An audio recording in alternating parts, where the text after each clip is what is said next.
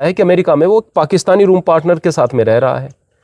और ये बात पक्की है, कॉकरोच जनता पार्टी का एक खेल कुछ और है वास्तव में, जो थोड़े दिन में पर्दाफाश इसका हो जाएगा। अपनी नाकामयाबी का ठिकरा दूसरों के सर पर फोड़ोगे, यह तरीका नहीं है ना भाई।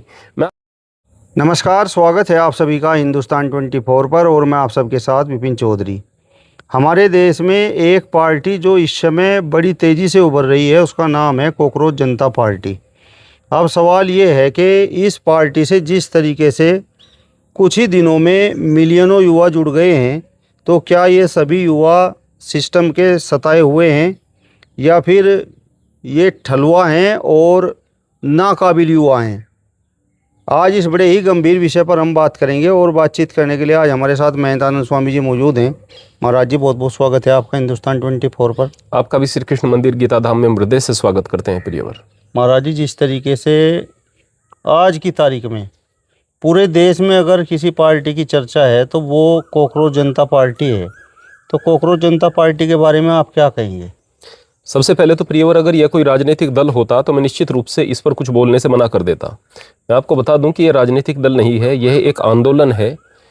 उन युवाओं का दर्द है जो कि बेरोजगार हैं, जो कि वर्तमान समय में अपने आप को असहाय महसूस कर रहे हैं, उनका दर्द है। वो सभी लोग इकट्ठा हो रहे हैं। लेकिन मैं ये कहूँगा कि हमारे जो प्यारे बच्चे हैं, प्यारे नौजवान हैं, आप सही दिशा में सोचो, सही दिशा में काम करो, तो फिर निश्चित रूप से आप तरक्की की ओर जाओगे। और अगर इस प्रकार के आंदोलनों में जुड़ोगे और फिर केवल सरकार को कोसते रहोगे, अपनी स्किल्स पर काम नहीं करोगे, अपनी कोशिशें नहीं करोगे, तो फिर बड़ी समस्याएं बनती चली जाएंगी। महाराज जी, एक सीजेआई इस तरीके के बेरोजगार बच्चों को, नौजवानों को कॉकरोच बोल रहा है, तो वो दर्द तो होगा। देखिएगा प्रियवर, हम यहाँ पर हमारे देश की सबसे बड़ी दिक्कत की बात यह है कि एक विकास दुबे गैंगस्टर को गोली मार दी जाती है। गैंगस्टर था, मारा जाना था, तो वहाँ पर ब्राह्मण कहते हैं कि ये तो पंडित था और एक पंडित को मार दिया गया है।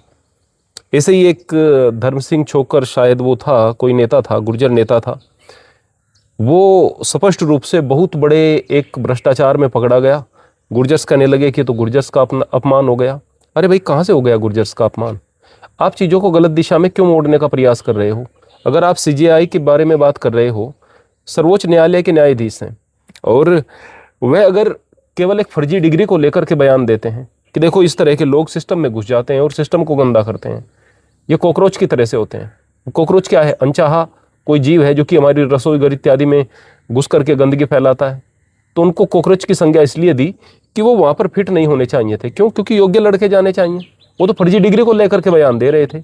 अब जनता के बीच में, हमारे प्यारे नौजवानों के बीच में कुछ शातिर लोग इस बात को फैला देंगे कि देखो यहाँ पर कॉकरोच कहकर बेरोजगार का अपमान किया गया है, तो ये तो गड़बड़ हो जाएगी ना। मेरे प्यारे बच्चों, प्यारे नौजवानों, आज की तारीख में अगर आप लोग बेरोजगार हैं तो अपने गिरेबान में झांक करके देखो कि कहीं हमारी तो कुछ गलती नहीं है। आज की तारीख में रोजगार के अवसर व्यक्ति के पास इंडिविजुअली भी बहुत सारे हैं। केवल सरकार के भरोसे बैठे रहेंगे तो बहुत सारी चीज़ें बेहतर नहीं हो पाएंगी, ये बात है। महाराज जी, लेकिन 5-6 दिन में जिस तरीके से कई मिलियन लोग इस पार्टी से जुड़ गए हैं, तो ये तो बड़े सोचने वाली बात है। देखिएगा, मैं सबसे पहले ये बताना चाहूँगा कि हमारे यहाँ एक सिनेरियो गढ़ दिया जाता है और उस सिनेरियो से बाहर अक्सर हमारे नौजवान सोच नहीं पाते हैं। मैं पूछना चाहता हूँ कि जब हमारे देश के अंदर सबसे ज़्यादा रोजगार था, उस समय रोजगार के अवसर सरकारी नौकरियों के हिसाब से आप देखें कितने परसेंट रहे होंगे? बोले कि 3.8%, मान लो 4%, मान लो 5%, तो 95% कहाँ जाते थे? वो तब भी तो प्राइवेट सेक्टर में ढूंढ रहे थे। आज अगर वो कम हो गए हैं तो मान लो 2% हो गए, मान लो 1.8% हो गए, मान लो 1.5% हो गए, तो आज क्या होगा?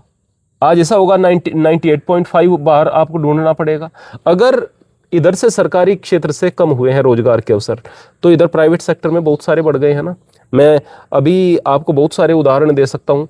मेरे परिवार से बहुत सारे ऐसे लोग हैं कि आप उनको गवर्नमेंट जॉब दिलाओ, वो नहीं लेंगे। मेरे कज़न हैं, वो जॉब कर रहे हैं, अच्छा पैसा कमा रहे हैं, उनको सरकारी जॉब कोई भी दो वो नहीं लेंगे। मेरा बेटा है, अच्छी प्रकार से पैसा कमा रहा है, उसको इस देश की सबसे बढ़िया कोई जॉब हो सरकारी वो दो, वो स्वीकार ही नहीं करेगा। क्यों करेगा? जॉब ढूंढने तो नहीं गए कहीं पर। मैं अपनी जानकारी में बहुत सारे मेरे ऐसे शिष्यों को दिखा सकता हूँ कि अगर आप उन्हें गवर्नमेंट जॉब देंगे तो वो नहीं लेंगे। वो कहाँ से ढूंढ रहे हैं? उन्हें कहाँ से जॉब मिल रही है? अगर मैं बात करूंगा कि प्राइवेट सेक्टर्स में बहुत सारी चीज़ें हैं, बट प्राइवेट सेक्टर को आप छोड़ दीजिएगा, आज तो फ्रीलांसर भी बहुत सारे काम कर रहे हैं। फ्रीलांसर मीन्स कि आप अपने घर बैठे किसी कंपनी के लिए, किसी के लिए सर्विस दे सकते हैं, आप कुछ मसौदा लिख सकते हैं, आप कंटेंट राइटर हो सकते हैं, आप इमेज क्रिएटर हो सकते हैं, आप वीडियो एडिटर हो सकते हैं, आप कुछ भी हो सकते हैं। बहुत सारे अवसर हैं ना आपके पास में। इन सारी चीज़ों के अलावा मैं ये कहना चाहूँगा कि हमारे देश में बहुत बड़ा देश है, यहाँ पर करने को बहुत कुछ है, लेकिन यदि आप लोगों की पढ़ाई लिखाई झूठी है और आप लोगों की डिग्री फर्जी है तो फिर क्या होगा भाई। मैं यहाँ पर अपने आसपास गांव में बहुत सारे इस तरह के लोगों को देखता हूँ कि जिनकी पढ़ाई लिखाई, तो हमारे गांव में एक टीचर वो कह रहे थे कि हमें बहुत सारी असुविधा होती है और हमें बार बार असफलता मिलती है। अब असफलता क्या मतलब, असुविधा का क्या मतलब, असुविधा होता है शब्द, असफलता होता है। यानी पढ़ाते समय टीचर्स भी पढ़ा रहे हैं कै ख ग घ, अगर कै ख ग घ है तो कै मै ले कैमेल बनना चाहिए ना, लेकिन शब्द क्या होते हैं, अक्षर क्या होते हैं, क ख ग घ, तभी तो क म ल कमल बनेगा। यानी टीचर्स भी कै ख ग घ पढ़ा रहे हैं, उनको ये नहीं पता चंद्र बिंदु कहाँ लगना है, अनुस्वार कहाँ लगना है, उनको ये नहीं पता है कि हाँ भाई किस शब्द का किस तरह से प्रोनाउंस किस शब्द को करना है। तो ना वाचन बेहतर तरीके से हो पाता है, ना सही तरीके से पढ़ सकते हैं। ये हिंदी के विषय में बात कर रहा हूँ। इंग्लिश के विषय में बात करूँ तो प्रोनाउंसिएशन इतना ज़्यादा गड़बड़ है कि आप सोच नहीं सकते।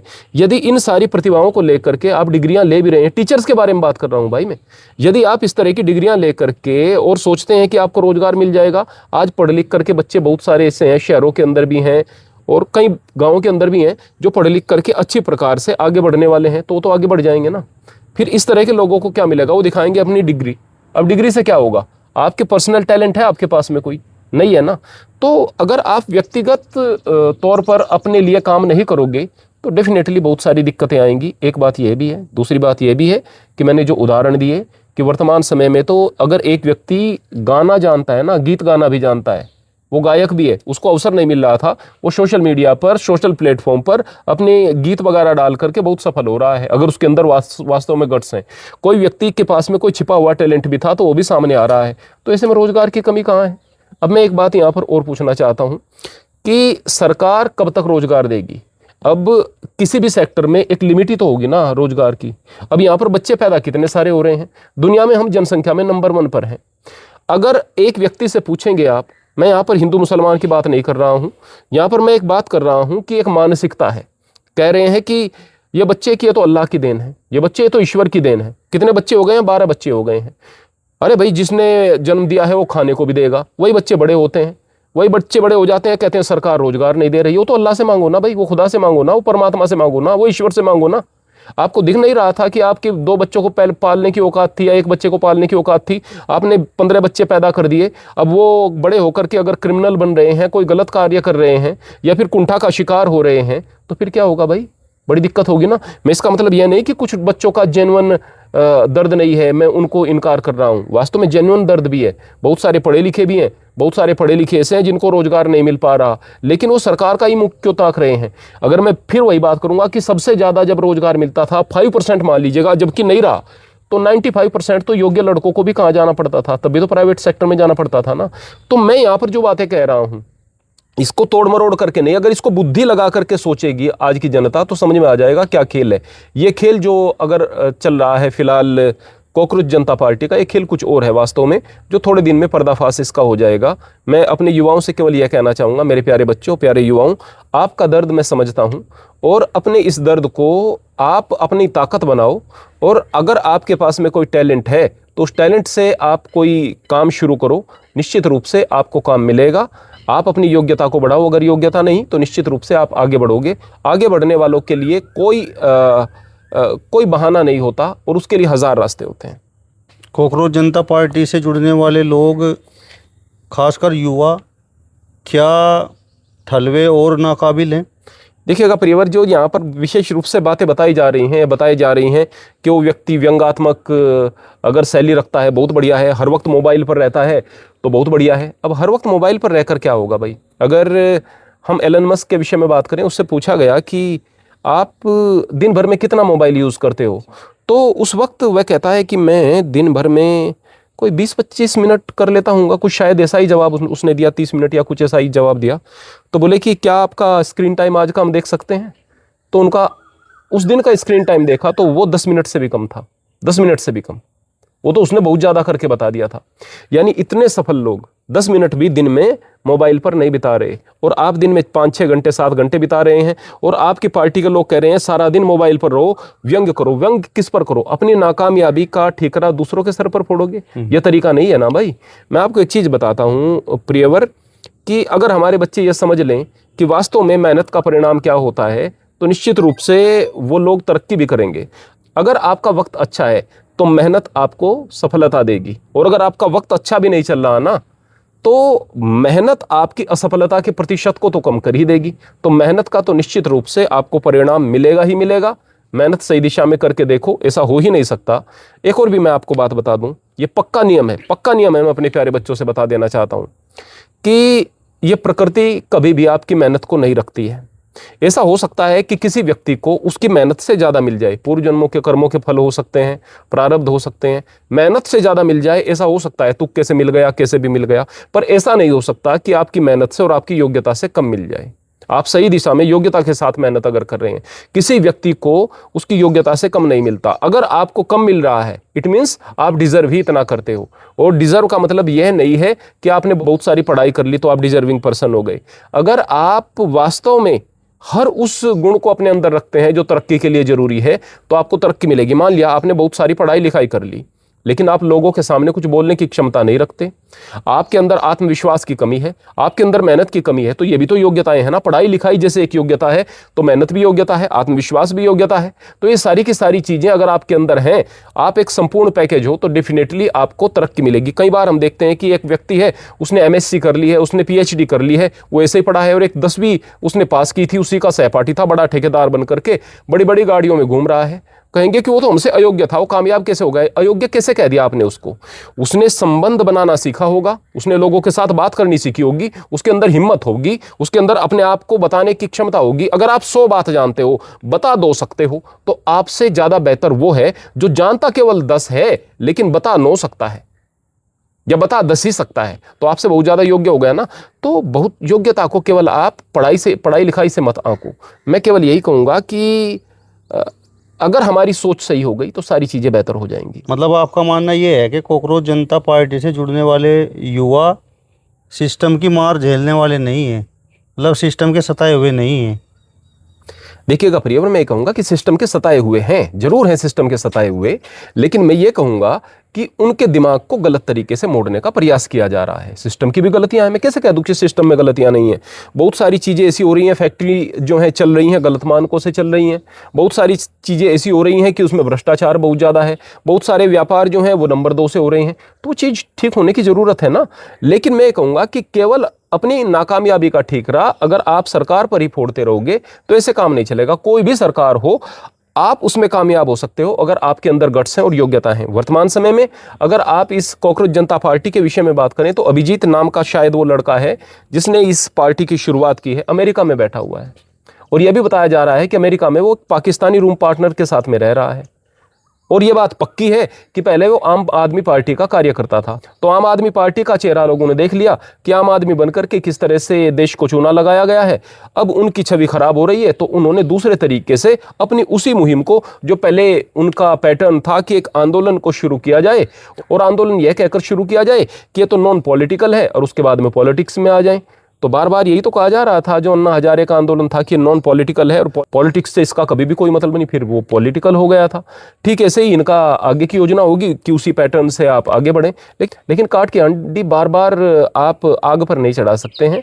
मैं ये कहूँगा कि हमारे युवाओं के दिमाग में जहर भरने से ज़्यादा बेहतर है कि उनके अंदर आत्मविश्वास को भरा जाए। मैं अपने प्यारे युवाओं से फिर भी यही कहूँगा कि यदि आप योग्य हैं तो आपके रास्ते को कोई रोक ही नहीं सकता है। आज भी बहुत सारे स्टार्टअप्स जो हैं वो कामयाब हो रहे हैं। आज भी बहुत सारे बच्चे नए नए काम करके आगे बढ़ रहे हैं। आज भी बहुत सारी जो हैं प्राइवेट नौकरियां आपके दरवाजे पर दस्तक दे रही हैं। और आज भी आप यह भी देख रहे हैं कि सरकारी विभागों में जहां पर 1 आदमी की ज़रूरत है वहां पर 4 आदमी भी हैं। कई जगह पर ऐसा भी है, और वो खाली बैठ करके सैलरी भी ले रहे हैं। आपको 5वें को कहाँ पर ले करके आएंगे? कहेंगे कि कुछ आदमियों की कमी है। चलो, कुछ की कमी कई स्थानों पर हो भी गई, वो पूरी कितनी दिन में हो जाएगी? जितनी एक दिन में बच्चे पैदा होते हैं ना, उतनी भी आप भर्तियां नहीं निकाल सकते हैं 1 महीने में। और 1 महीने में जितने होंगे तो वो कहाँ जाएंगे? तो सबसे बड़ी जो समस्या है हमारी वो जनसंख्या है, उस चीज़ को हमें समझना चाहिए। और यह भी समझना चाहिए कि ये जो कह देते हैं कि ये ईश्वर की देन है, बच्चे अल्लाह की देन है, नहीं भाई, आपके कर्मों का भी कुछ परिणाम है। परमात्मा ने हमें फ्री विल भी दी है, जैसा आप कर्म करोगे उसी तरह के परिणाम भी होंगे। तो जाहिर सी बात है, अपनी फ्री विल का भी आप इस्तेमाल करो। अल्लाह की देन तो आपके बाल भी हैं, काटो मत इन्हें, बढ़ने दो। अल्लाह की देन तो नाखून भी है, इन्हें मत काटो, देखो क्या हालत हो जाएगी। एक व्यक्ति ने नाखून नहीं काटे, उसके पता नहीं कितने लंबे हो गए, लपेट करके रखता है, गिनीज बुक में उसका नाम आया है। अब उसने तो गिनीज बुक में नाम करा लिया, हर आदमी इतने बड़े नाखून करेगा, काम कैसे कर लेगा? वो भी तो अल्लाह की देन है, वो भी तो ईश्वर की देन है।